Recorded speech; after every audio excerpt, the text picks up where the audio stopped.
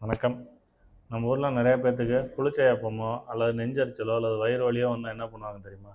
பக்கத்தில் இருக்க ஒரு மெடிக்கல் ஷாப் போயிட்டு வயிறு வலிக்கான மாத்திரையோ இல்லை ஜெலிஃபிலோ அப்படி இல்லைன்னா கேஸ் மாத்திரை கொடுங்கன்னு வாங்கி சாப்பிட்டுட்டு அப்பாடா சரியாச்சுன்னு படுத்துருவாங்க.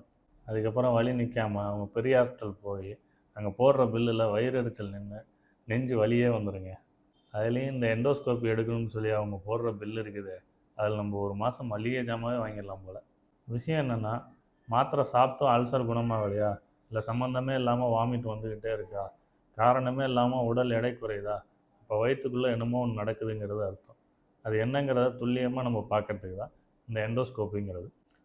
ஒரு சின்ன ஃப்ளெக்சிபிளான டியூப் மூலமாக வலியே இல்லாமல் வெறும் 5 to 10 நிமிஷத்துல உங்கள் வயிற்றுக்குள்ளே என்ன தொந்தரவு இருக்குங்கிறத லைவாக ஸ்க்ரீனில் பார்த்து அது வீக்கமா, அல்சரா அல்லது வேறு எதுவும் பிரச்சனையாங்கிறத ஸ்பாட்லேயே கண்டுபிடிச்சிடும்.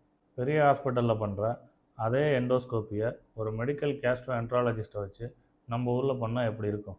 எஸ், நம்ம அரவிந்த் ஹாஸ்பிட்டல் துறையூருக்கு ஒரு மெடிக்கல் கேஸ்ட்ரோஎன்ட்ராலஜிஸ்ட் வரப்போகிறார். அவர் குடல் சம்மந்தப்பட்ட பிரச்சனை, இரைப்பை சம்மந்தப்பட்ட பிரச்சனை, இது எல்லாத்தையுமே இங்கேயே பார்த்து அதுக்கான கன்சல்டன்சியும் கூடவே எண்டோஸ்கோப்பியும் பண்ண போகிறார். அந்த எண்டோஸ்கோப்பி பண்ணுற டாக்டர் வர அன்னைக்கு உங்களுக்கு அப்பாயின்மெண்ட் வேணும்னா ஹாஸ்பிட்டல் நம்பருக்கு கால் பண்ணி புக் பண்ணிக்கோங்க.